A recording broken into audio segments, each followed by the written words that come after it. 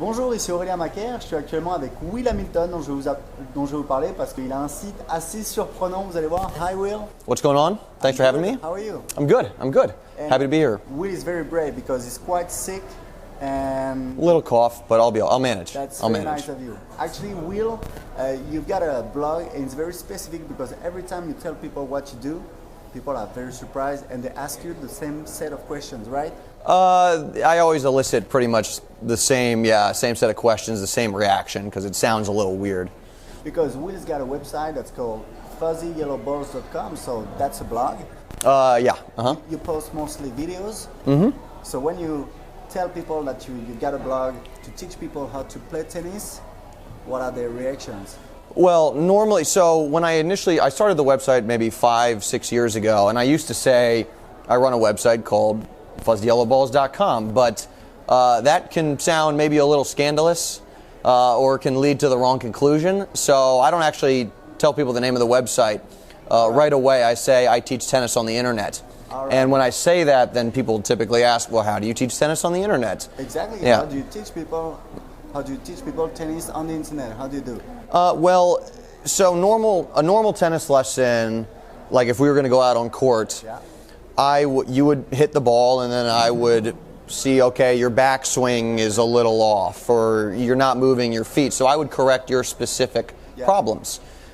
But what's actually the case is with any shot, like a forehand, for example, all the best players in the world for the forehand do 5 things the same.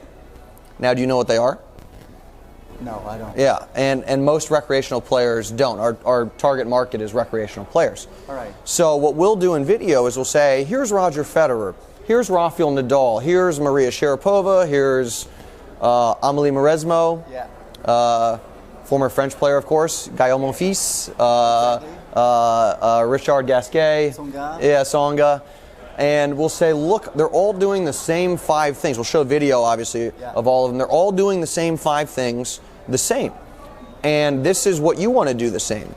And then once we prove that you need these 5 things, then we'll say, here's a series of drills. We call them progressions. You can go through in order to develop these 5 things in the case of the forehand. Yeah. So did you actually show, like, are you on the court with a racket hitting the ball to show people? Do you do this sometimes? Sometimes. It depends. Because at the beginning, Will was a tennis coach, tennis teacher, right? Real life. Yeah, real life tennis coach. Exactly.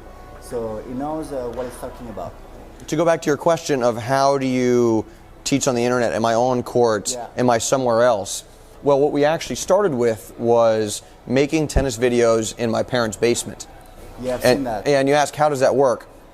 Well, what we did was we had a green screen, which is what the weatherman stands in front of. It's basically this big green thing, and it is replaced with some image.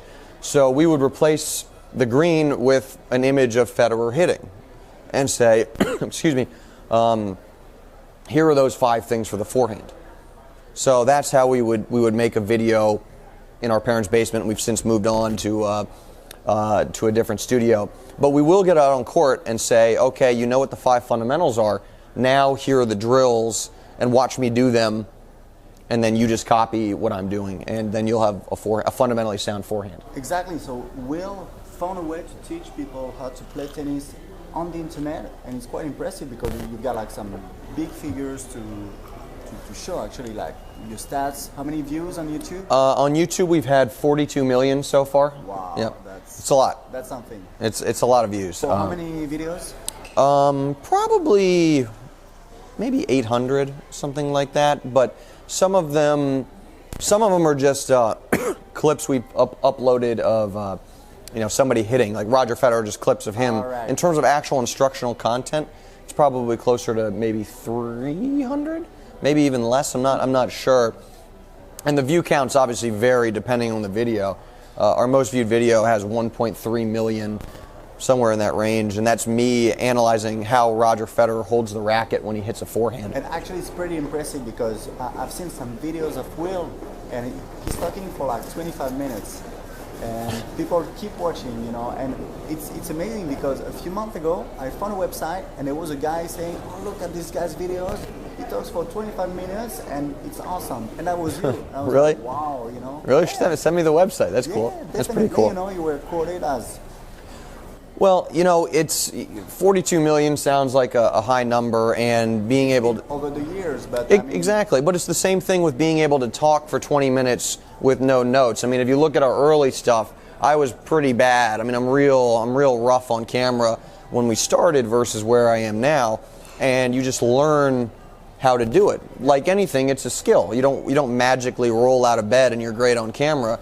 You have to develop the skill set, like you have to develop the skill set to hit a forehand, a backhand, a serve, how to play tennis. I mean, it doesn't happen overnight. Even more impressive than your statistics is the fact that you were able, with your partner, because you're two guys, you were able to develop a real business. Like you're making a living out of it, and even more, you're really building something strong. So how do you get money out of blog like this? Yeah, I mean, you know, so when we started, we didn't actually make any money for about 2.5 years because we knew how to make video and build an audience.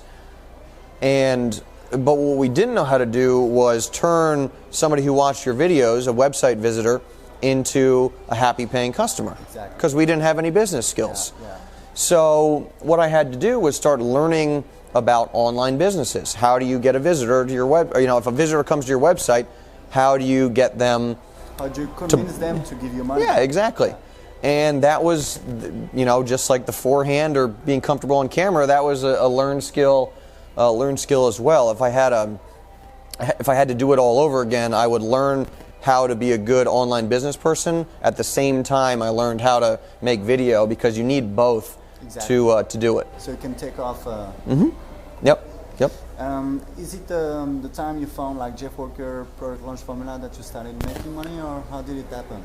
Well, we started a membership site. We had originally tried to make our videos ad supported, so you just have advertising. But you know, 42 million views, that doesn't actually end up being much advertising revenue.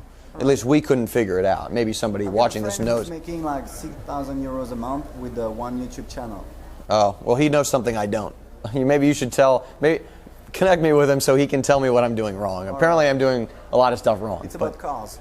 It's about cars? It's okay. In any language, and he's got like heaps of videos, like, I don't know, like 2,000, so. Interesting. Yeah, it's quite impressive. Excuse me. I've actually lost my train of thought, so. How did you start making money out of? Oh yeah.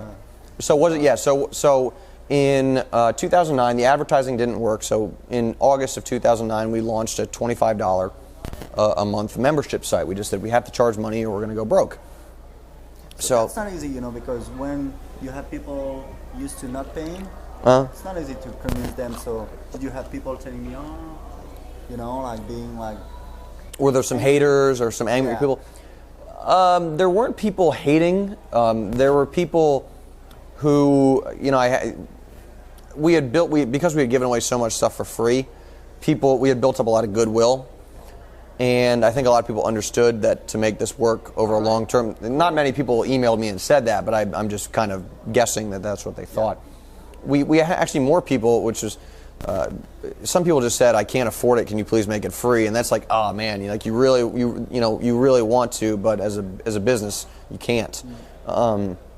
So that was actually, yeah, exactly. I mean, it wouldn't be fair to the people who paid. Exactly. So that was the tougher one to deal with, especially coming from a place where we gave everything away for free, like literally a day before. So we did that for about 10 months. All right. And had probably made about $70,000 off of it, so about $7,000 a month. Quite good for a beginning, you know. It's good, but two people paying rent and whatever, and business expenses. It's not a ton of money. I mean, it's still kind of, I wouldn't say bootstrapping it, but you're close to the margins. Yeah. And then you talk about Jeff Walker. We came across and purchased Product Launch Formula, and we used that to launch our current product. Yeah. And in 1 week, we made $35,000. Wow. So we were like, oh, wow, we just made half in 1 week of what we had made the entire 10 months before. So that's still the product you're selling? We got rid of that, actually. Right. We launched it a couple times, and then we developed other products. So how many products you've got? We have In terms of we've got basically two main ones. The one that's interesting, we actually have been able to build ourselves up to the point where we partner with professional tennis players. Yeah, that's very interesting. Yeah, so it was pretty cool. We had some agents approach us who repped Bob and Mike Bryan, who are the best doubles team of all time, and we ended up creating a course called the Bryan Bros Doubles Playbook, where we taught recreational players how to do some of the things that Bob and Mike do and have done to win 12 majors and an Olympic gold in London last summer. So that is definitely our biggest product, and the one I always talk about because it's the coolest. I think you're working with professional athletes. That's pretty neat. And I've got a friend, Alex, who's got a blog about personal development for men, and he plays tennis. And I told him I was going to interview you. And okay, what's up, Alex? I asked him, do you have a question for Will? And he was like, yeah, I do have a question. What's your secret to get closer, to approach like famous people, like famous tennis coaches, tennis players, because I know you travel a lot, you go to big events, you try to get in touch with tennis players, to deal, to make more deals. So how do you do? So I think the best advice I can give you is just from my personal experience. And if you're talking about, so with Bob and Mike or any professional athlete, because we've got some other people that I don't want to talk about right now because we're not completely done with the deal, but it's close. We would go through the agents, because the agents are actually the ones that control access to the players, and an agent is always trying to find new ways to generate revenue for their clients. So they were very motivated to talk to me and see if we could work out a deal, because they knew I could make money for the clients. But the point I'm getting to is the agent is, take all the money away, take whatever. The agent is a conduit, is a sort of an access point, if that makes sense, to a famous tennis player. So you wouldn't, I would never have approached Bob and Mike directly. I would have approached somebody I knew was in their orbit somehow. Exactly. And developed a relationship with them. Which must not be easy either, right? It depends on the context. I think, it's so. I think to talk to any tennis. Pretty much anybody in the industry. Now I do, yes. Awesome. But anything. It's a process where you start. Evaluate where you're at right now and who you think you can develop a relationship, and that's really what's key. It's all about developing a genuine relationship. It's not coming in from a transactional standpoint. You're right, definitely. Maybe, and actually, it's basically you providing value for the other person, and not asking for anything in return. Exactly. That's and very smart. That's what I try to do when I try to negotiate deals. You have to approach people more like on a personal level, like establish a connection, and then you can start really talking business. And that's what a lot of sports agents do. I mean, the agents I work with all the time, half of their job is just hanging out basically with manufacturers who make the tennis rackets, or apparel people like Nike, developing relationships with them so that later on down the road they can say, hey, I've got this player, you should pay them money to wear your clothing or play with their racket. Exactly. But the foundation needs to be there first. But think of it like a ladder, and everybody's going to start somewhere on a different rung. But what you do is you find the rung right above you, and then you go up to that one, and then you keep working your way up. And have you thought about getting a sponsor, clothing? People ask me that, and I would certainly do it if I had time to focus on it. I just haven't focused on it. I certainly have had people, all sorts of manufacturers offering me free stuff. I don't know if I necessarily want to take the free stuff though, versus having a legitimate deal, or just wearing my own gear, which we don't currently have, but that would be cool to get. And then. And one last thing, you told me that actually more and more agents, more and more big companies, and I mean last year you were thinking about translating this know-how that you have in the tennis industry in other industries, which sounded very promising, like maybe basketball and football. Basketball, football, golf, whatever. Is it still? Yeah, that's still out there, and we're still working towards it. I think for everybody watching this who might not be in sports, but pretty much, I mean, there's so many niches out there where the industry, let's say like basket weaving or let's say I don't know, scuba diving.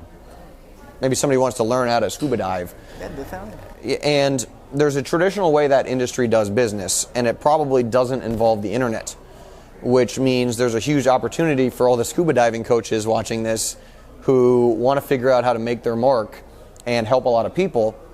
There's probably something about scuba diving you can teach online, or basket weaving, or anything. All right, so that would be more like a business opportunity to teach people, to teach the coaches, right, the trainers. Well, I'm sure there's many ways you can slice it. I mean, I always approach it from an educational standpoint because that's what I'm a teacher. Yeah. But there's any number of things you can do with the web, with industries that aren't that, I think, mature in terms of their online presence. And sports is certainly one of them. I mean, exactly. I haven't met too many people in the establishment in tennis, the industry insiders that are web savvy.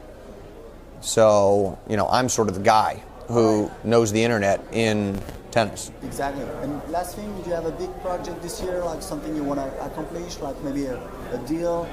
Well, we have. I mean, we do have a very cool one that's 99% done. I don't want to talk about it until the contract's signed. But that's big. And you obviously know, you obviously know what it is. But why don't we do this? When the deal goes through, you can post it below the video. You can just link it in there. Close this deal. So it's going to be a new product with this person. Yeah, this famous tennis player. Famous tennis player. All right, great. So I hope it goes great, and good luck to you, Will. Brilliant. Thanks, man. This was fun. Man. Thanks for watching, everybody. Thank you.